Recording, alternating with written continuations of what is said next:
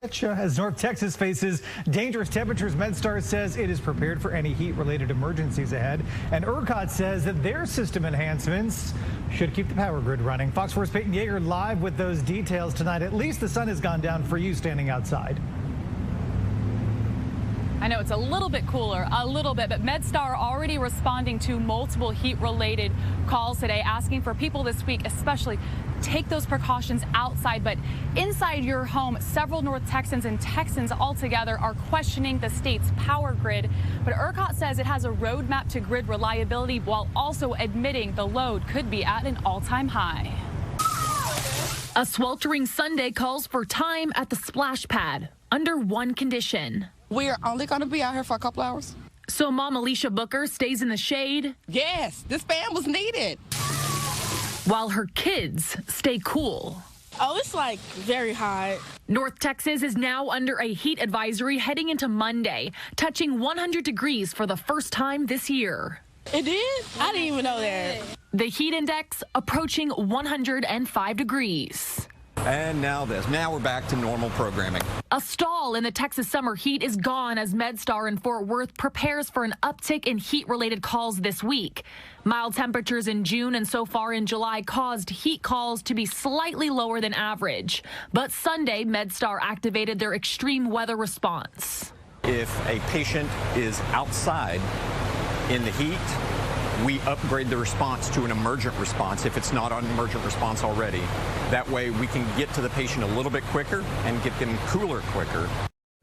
As we talked about, this is a few weeks later than we're accustomed to, right? That summer heat, however, yes, it is finally here. But as you heard about those advisories, concerned about those issues, our Caroline Vandergrift today looking at how you can stay safe and cool in the coming days.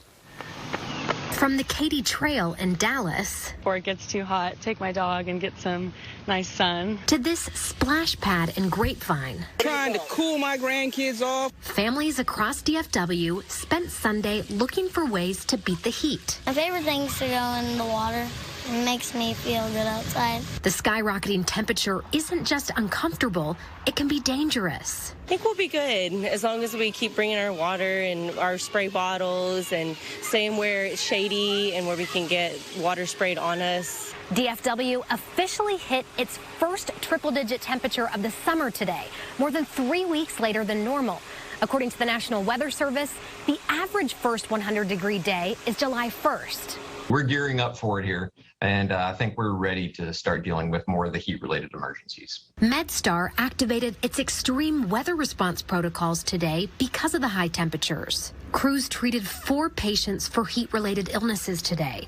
2 of them were taken to the hospital, one in serious condition and the other critical. If you're going to be going outside, you need to make sure you are hydrating yourself. And watch for the first signs of heat-related illness, like cramping, sweating profusely, and feeling dizzy or nauseous. Just knowing when to leave whenever you know your body's had enough. So everyone can keep having fun out in the sun. It's very hot out. No matter how sizzling the temperature gets. In Grapevine, Caroline Vandergrift, CBS 11 News.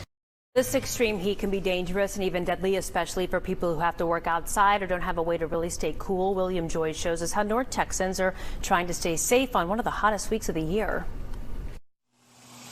Texas summers Very hot. don't need a long description. Yeah, all I can say is very hot, really. That's it. But Melissa Rosales says Sunday Beaming hot. went a step further.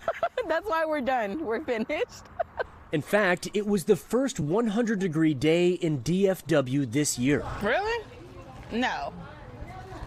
That's hard to believe because it already feels like it's been 100 degrees. Barbara Barfield and her family were one of the few in a typically packed Trinity Park in Fort Worth. It's just hot. It's muggy. I would brave it if I wanted to, but my kids want to come out, so I brave it for the kids. There's always going to be heat-related emergencies when you're dealing with temperatures like we have here in Texas. Brian White with MedStar says this weekend they responded to a dozen heat emergencies and took 8 people to the hospital. Yeah, it's very hot. With a full week of 100-degree plus heat in the forecast, hydrating is key. We've been here, what, 30, 45 minutes? Probably drunk, probably a case of water already. One has been dehydrated. Last summer, she got dehydrated. Last summer, Rosales' daughter got nauseous at a sporting event. White says kids often aren't as vocal about what they're feeling. We got our jug with ice, so we just keep filling that up and we just do that. Make sure you think about your pets and any elderly. He's like, what is this, Mom? Look out for cramps and headaches and get out of the heat if you stop sweating. That's your body saying, you really need to cool it down here pretty quickly. Just a few months ago, we would have given anything for heat. I told myself I would never complain about the cold or the hot when we had winter and didn't have no power. But Texas summers can be enough to keep anyone inside. In Fort Worth, I'm William Joy. Monday, July 26th, 2021, and we did officially hit triple digits this weekend.